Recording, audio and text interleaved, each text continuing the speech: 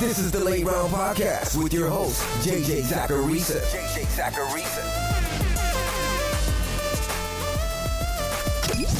What's up, everyone? It's JJ Zacharisa, the editor-in-chief at FanDuel and at numberfire.com, and this is episode 540 of the Late Round Podcast, the many shows that are part of the FanDuel Podcast Network. Thanks for tuning in. We made it. The regular season is here. Starting this week, starting right now, I'll be bringing you guys 4 episodes of the Late Round Podcast per week. You can expect this one that you're listening to right now, the 15 Transactions episode. You can expect that to hit your podcast feeds every Tuesday morning until the end of the season. As I say every year, this episode each week is my brain vomit. I let you guys know how I'm navigating the waiver wire, and then I give you buy and sell recommendations as well. I write a 15 Transactions article over on numberfire.com each week. And then I use this podcast to give some extra context to those transactions. And I also give listeners a 16th transaction that you can get each week as well. So hopefully it's all helpful. And look, I'm not an idiot. I know that what I do for a living means I'm going to be completely, openly, and blatantly wrong about things. That's going to be the case here too. My recommendations won't always be right. But that doesn't mean I'm going to hold back for fear of backlash. I'm as honest as I possibly can be on this show, and I hope that helps all of you guys win fantasy titles. Before getting to the transactions to make before week 1 starts, I want to remind you that FanDuel is offering an exclusive promotion for new sportsbook users. Join FanDuel Sportsbook today and make your first bet. If you lose, FanDuel will give you a refund of up to $1,000 in site credit within 72 hours. Your first bet after depositing will qualify. If you have multiple selections on one bet slip, it will be the first selection that you made. So head over to the FanDuel Sportsbook today and place your first bet. Must be 21 years or older and present in Colorado, Iowa, Illinois, Indiana, Michigan, New Jersey, Pennsylvania, Tennessee, Virginia, or West Virginia. New users only. Max bonus $1,000 in site credit. See full terms at sportsbook.fanduel.com. Gambling problem? Call 1-800-522-4700 in Colorado, 1-800-BETS-OFF in Iowa, 1-800-9-WITH-IT in Indiana, 1-800-270-7117 for confidential help in Michigan, 1-800-GAMBLER in New Jersey, Pennsylvania, Illinois, Virginia, Tennessee Redline 1-800-889-9789, or visit 1-800-GAMBLER.net in West Virginia. Buy Trey Sermon and Raheem Mostert. So if you listened to this podcast over the offseason, then back in July, you probably heard the episode on finding breakout running backs. And on that episode, I talked about targeting ambiguous backfields. These backfields where we don't know who the clear-cut starter is, where there's no running back being drafted early from those backfields. That's what we have with the San Francisco backfield this year. And maybe we see one of these running backs emerge by the end of the season. But yes, it is ambiguous for a reason. The 49ers have ranked 14th, 17th, 1st, and 3rd in fantasy points scored at the running back position since Kyle Shanahan became head coach of that team. That's pretty impressive considering what they've worked with at the quarterback position. But those fantasy points have not been gobbled up by one singular running back. And actually, only one running back under Kyle Shanahan during this time over the last 4 years, and this was Carlos Hyde back in 2017, only one running back has eclipsed a 42% running back rush share across an entire season. Carlos Hyde's the only one who's come close to 200 rush attempts under Kyle Shanahan. And this isn't just the result of a bunch of injuries happening to that backfield. On a weekly basis over these 4 Shanahan seasons, San Francisco has had just 7 instances where one of their running backs accounted for at least 80% of the team's running back rushes. Only 3 teams during this time frame have had fewer occurrences. So what does that mean? Well, what that tells us is that they split their backfield in San Francisco. We're usually not seeing one running back just capture a whole lot of that backfield. And on the negative side of Raheem Mostert and Trey Sermon, that's not really a good thing. I'm not trying to sell it as a good thing. But that's part of the reason why these players are being drafted where they're being drafted. It's part of the ambiguity. But here's the beauty of the 49ers offense. They've been very good at scoring running back points. We know this scheme is good. So I wouldn't be that surprised if we see both Trey Sermon and Raheem Mostert, if one of them doesn't emerge, if we see both of those guys be relevant in fantasy football. Especially when you look at the team's schedule. Over the first 2 weeks of the season, San Francisco gets Detroit and Philadelphia. They're 7.5-point favorites against Detroit, and they're 4.5-point favorites against Philadelphia, according to FanDuel Sportsbook. That means positive game scripts. That's very good for running backs. But across the entire season, San Francisco has the best schedule in the entire NFL when looking at team win totals. No team has an easier schedule than San Francisco. That's going to naturally favor San Francisco's running backs. Now, I prefer Trey Sermon to Raheem Mostert because we don't know what Trey Sermon's upside really is. Trey Sermon, what if Trey Sermon is awesome? We don't fully know that yet. So I would much rather buy into that than buy into Raheem Mostert. But I'll tell you guys this, across my redraft leagues in August, I basically walked away from each one of those drafts with one of these two running backs. Not both on the same team, but one of them on every team. Because that's how bullish I am about this San Francisco backfield. Sell Kenny Golladay. Look, here's the bottom line. It's tough for me to buy into a wide receiver who switched teams over the offseason and then got hurt. And then it's even tougher when the quarterback throwing passes to that player is Daniel Jones.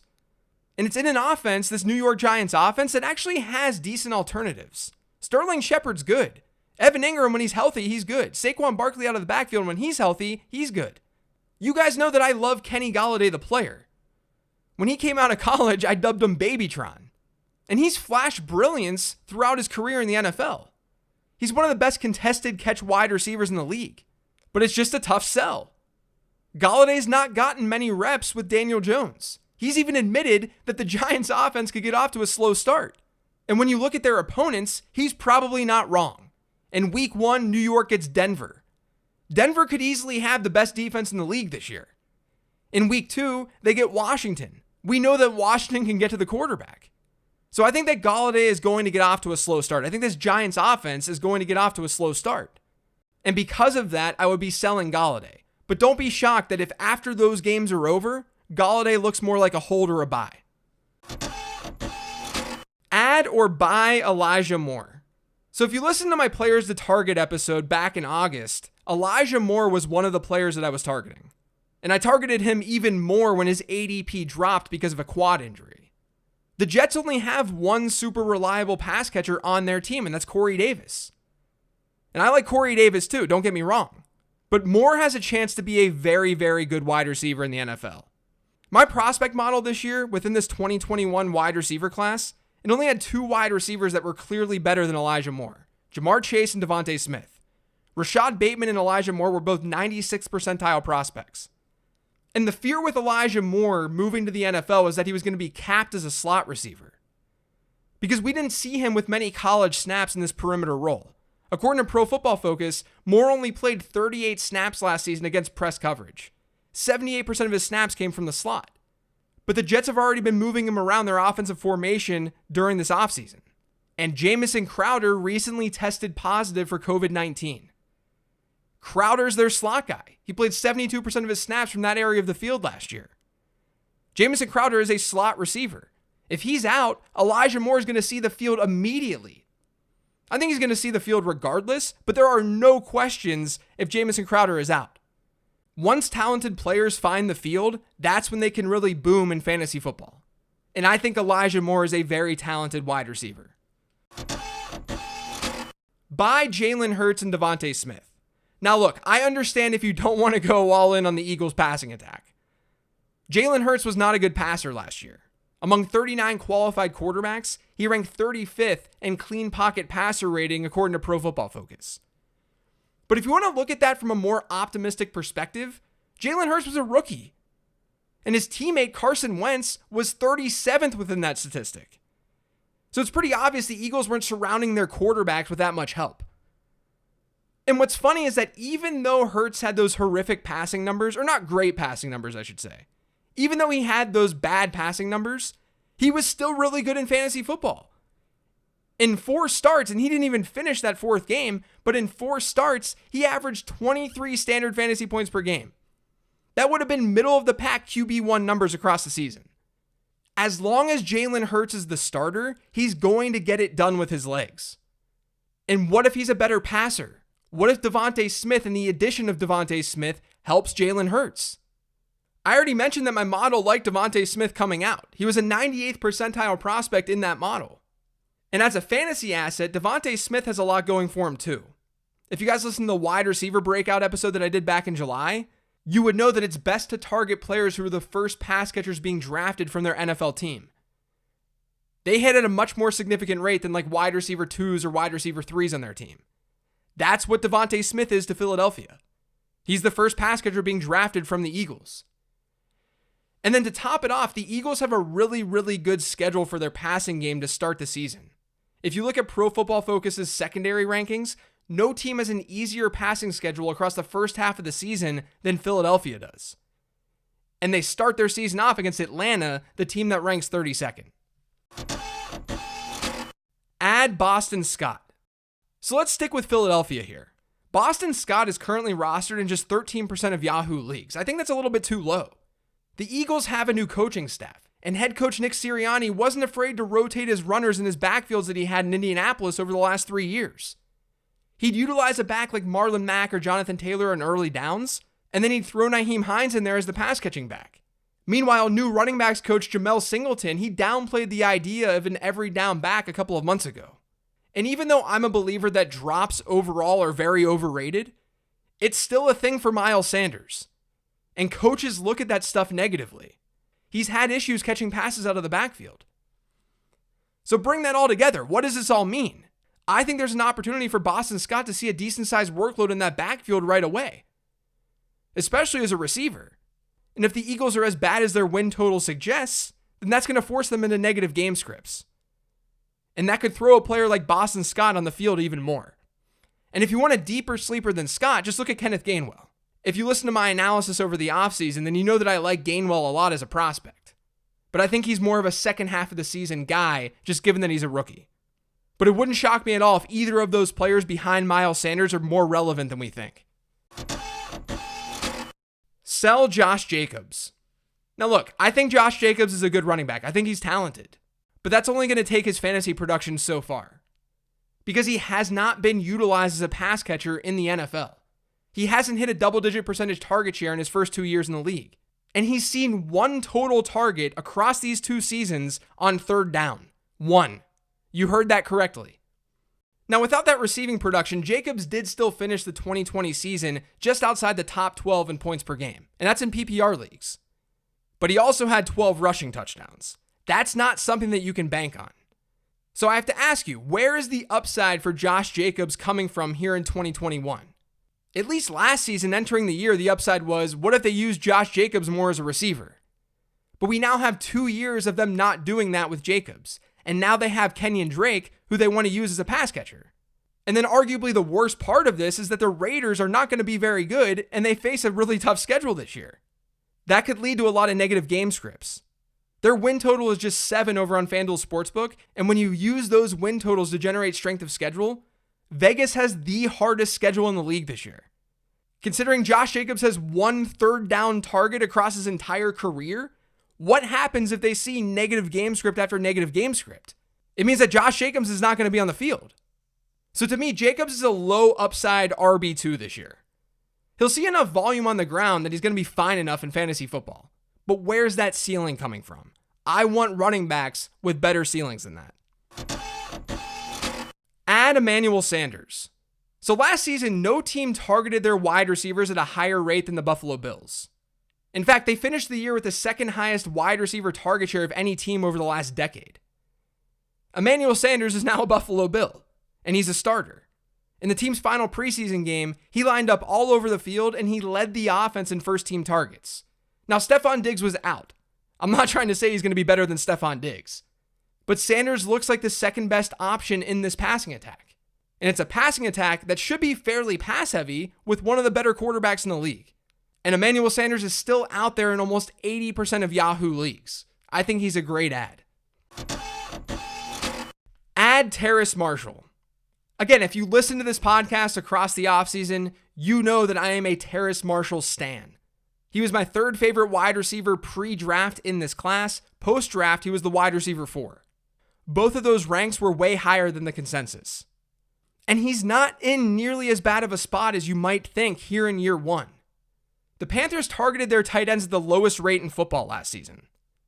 And even with Dan Arnold there now, that number likely isn't going to dramatically change. And that lack of target share to tight ends allowed Carolina wide receivers to thrive. They had 3 top 30 wide receivers in PPR points per game. Marshall is going to have a role right away in the slot. He played the majority of his snaps during his final collegiate season from that area of the field, and during the preseason, Pro Football Focus marked Marshall as playing over 65% of his snaps from the slot. That's going to be where he starts. And by the way, PFF also gave Marshall a top 10 receiving grade among all NFL wide receivers in the preseason. Maybe this dude is good at football. As I alluded to in the Bold Predictions episode, Terrace Marshall could be the best red zone threat on this team right away. He's a bench flyer right now, but he should be rostered in more than 20% of Yahoo leagues. Buy Antonio Brown. So without getting a ton of reps with the Buccaneers last season, Antonio Brown stepped in and he was targeted a good bit. He averaged a 20% target share per game from the time that he became a Buccaneer through week 17. And even if you want to remove that week 17 outlier performance, he still had a target share per game of 17.6%. And that wasn't in a full-time role. That week 17 game was the only one where he played more than 80% of Tampa Bay's snaps. He just was being targeted at a really high rate when he was on the field because he's good at getting open. On the year, only 3 offensive skill players across the entire league had a higher target per snap rate than Antonio Brown. That alone should make you want Antonio Brown as a cost-effective piece of this offense, because this offense is going to be good. But then you factor in Tampa's first 2 games of the season, and they get Dallas and Atlanta. And then all of a sudden you're sitting there and you're saying, Antonio Brown could realistically walk out of week 2 as a wide receiver 2 in fantasy football. Add Tyson Williams. So you know how I was talking about the 49ers earlier and how they split their backfield and how they've had just 7 instances of a running back seeing 80% or more of the team's running back rushes in a single game since 2017? Well, Baltimore's at the bottom of that list. Only 3 running backs for the Ravens have hit an 80% running back rush share in a single game since 2017. And since Greg Roman became offensive coordinator 2 seasons ago, guess how many times that's happened? I'll wait. 0 times. 0. This Lamar Jackson-led Ravens offense features multiple running backs. It's run heavy, so a lot of running backs can see a lot of work, but that volume is rarely going to one runner. So enter Tyson Williams. Maybe the Ravens eventually do something with their running back depth, but right now, Tyson Williams is the RB2 on that team. He's behind Gus Edwards. And in deeper leagues, I think he has some flex appeal. Like in games this weekend, where Baltimore's a 4.5-point favorite against Vegas. And then like we saw recently with Gus Edwards, if anything happens to Gus Edwards, then all of a sudden Williams jumps up into that starter role in the Ravens offense. So he's like a flex plus. He's not a handcuff because there is some flex appeal given how they split this backfield. Ravens running backs in general have cap ceilings because of the lack of volume they're probably going to see as receivers. This isn't a victory lap whatsoever because I did not predict J.K. Dobbins would go down with injury, but this is why I was fading J.K. Dobbins for the most part this year. And this is why last week on the mailbag episode, I talked about how I was not drafting Gus Edwards at his new ADP. Because this backfield is likely not going to catch a lot of passes. That's not how this offense operates. But when pieces of this offense are cheaper to acquire, why not? You're not spending a 5th round pick to get Tyson Williams. So I would add him right now. Sell Damien Harris. So look guys, Damien Harris is fine. I have him ranked as a top 30 running back entering the season. I'm not sitting here saying avoid Damien Harris at all costs. The reason that he's a sell as we head into week 1 though, is because there are some serious Damien Harris truthers out there. They are much higher on Harris than I am. And if one of those managers happens to be in your league, go ahead and try to sell him. Since 2011, the Patriots have had just 4 running backs hit the 200 carry mark in a single season. The highest target share of those 4 backs was 3.4%. And what's interesting is that over this time frame, New England's ranked in the top 5 in running back target share. So how is this possible? I mean, it's pretty obvious. They don't utilize their early down running backs as pass catchers. Or at least they haven't historically. Instead, they'll throw to James White or Shane Vereen or Danny Woodhead. Now, Harris recently got a deserved bump in rankings and average draft position when Cam Newton got released. He now has a better chance to capture a higher touchdown share in that offense because Cam Newton is no longer on that team. But that still doesn't get me there with Damien Harris. Over the last 10 years, we've had 200 top 20 PPR running back seasons. Of those 200 seasons, only 9 had target shares below 5%. Considering we haven't seen a Patriots running back have that combination of workload statistics over the last 10 years, and by the way, those 10 years were with a pocket passer in Tom Brady. I'm not going to just assume that Damien Harris can just take that all on, or that he's going to take that all on. Like, if we make the assumption that Damien Harris has a sub 5% target share this year, then the way for him to be a top 20 running back, which by the way is not even a league-winning running back, but it's through touchdowns. The average touchdowns scored of those 9 low target share running backs that were top 20 backs, the average touchdowns scored by those players was 12.3. So you have to ask yourself, is a 13 or 14 touchdown season in play for Damien Harris? Sure, it can happen. Is that something I'm buying into as a reasonable outcome? Not really. Not only could New England still split the backfield close to the goal line, but Harris might also have to deal with Ramondre Stevenson. For Harris to be a true difference maker in fantasy football, he'll either need to see a workload that a Patriot running back hasn't seen in over a decade, or he's going to need to find the end zone at one of the highest rates in the league. He can live up to his draft day cost, but I'm having trouble seeing where the ceiling is going to come from. Buy Michael Pittman. Michael Pittman's average draft position over the last couple of weeks hasn't really adjusted enough on some platforms, given what's happened around him. First, you have Carson Wentz, who looks healthy. He's optimistic he's going to play week 1. And then you have T.Y. Hilton, who has a neck injury, and he's out at least through week 3. Both of those things are going to help Michael Pittman. And Pittman fits a lot of the criteria that my breakout wide receiver study laid out back in July. He's the first pass catcher being selected from his team, the Colts. He's a second-year player. He's part of an ambiguous wide receiver group. And even though his previous season target share isn't as high as we typically see from wide receiver breakouts, he didn't completely suck last year. It was still 11.4%. And on a per game basis, it was over 14%. For most teams right now, Michael Pittman is on the bench. It's not that hard to trade for a bench asset, so I would do that right now. Add Dawson Knox. It's very hard to find relevant tight ends in fantasy football, let alone relevant late round tight ends or waiver wire tight ends. As it stands right now, Dawson Knox is rostered in just 6% of Yahoo leagues. So he's likely available in yours. And there's some interesting data points that point to him potentially being a breakout player this year. We know that the situation is good. I already talked about that with Emmanuel Sanders. But Buffalo became one of the most pass-friendly teams in the league last year from both a volume and efficiency perspective. The Bills also just released Jacob Hollister. That means Knox is the obvious top tight end in that offense. He technically was last year too, but he was a second-year player. And as I alluded to in the breakout tight end episode, we typically see breakout tight ends come from teams with good quarterbacks. By good quarterbacks, I'm referring to quarterbacks who have high average draft positions, top 5 quarterbacks. That's what Knox has. And taking that one step further, since 2011, my ADP database has 24 tight ends who were drafted after pick 150 while also being attached to a top 5 quarterback by ADP. Of those 24, we had 4 breakout tight ends. All things considered, that's not a bad hit rate. So I think Dawson Knox fits that mold. I wouldn't be shocked if he does absolutely nothing this year, but I think he's worth a dart throw. Add the Green Bay Packers defense. Most of you playing in leagues with defenses, you're probably set right now at that lineup spot. But if you're not, I think Green Bay is not a bad add. In week 1, they get Jameis Winston in his turnover-friendly game. Maybe that changes with New Orleans, but we know that Jameis Winston makes bad mistakes on a football field. Green Bay is also favorites in that game. Then in week 2, Green Bay is going to be a 10-point favorite against Detroit. You can't get much better than that. So I think that they're a pretty good streaming option right now. Add the Carolina Panthers defense. If you want to go with another streaming option, you could look Carolina's way. They're a 5-point favorite at home this week against the Jets.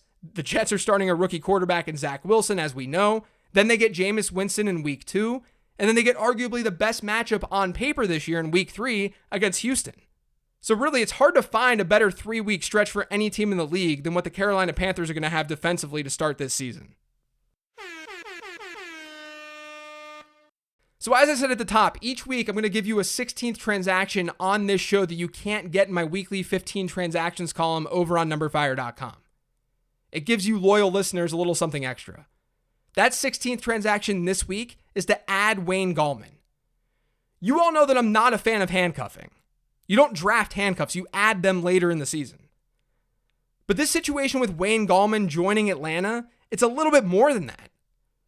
Mike Davis is someone that I've generally avoided this summer because we typically don't see running backs like him become league winners in fantasy football. There's also a lot of fragility to that situation, and that's what we're seeing right now since the Falcons added Wayne Gallman. Gallman is a better running back than any of the competition that Davis had before this transaction. Gallman was 11th in the NFL among 50-plus attempt rushers last year and rushing yards over expected per attempt, according to Next Gen Stats. Mike Davis was closer to average. This isn't to say that that statistic is the end-all to an argument of Davis versus Gallman. But it's never good when you have a backup who could be argued as being just as capable as you are, the starter. I'm not going to go so far to say that Gallman is just straight up better or that he should take on the biggest workload in that Falcons backfield right away. I'm simply saying that we can't have infinite faith in a player like Mike Davis. It's bad process.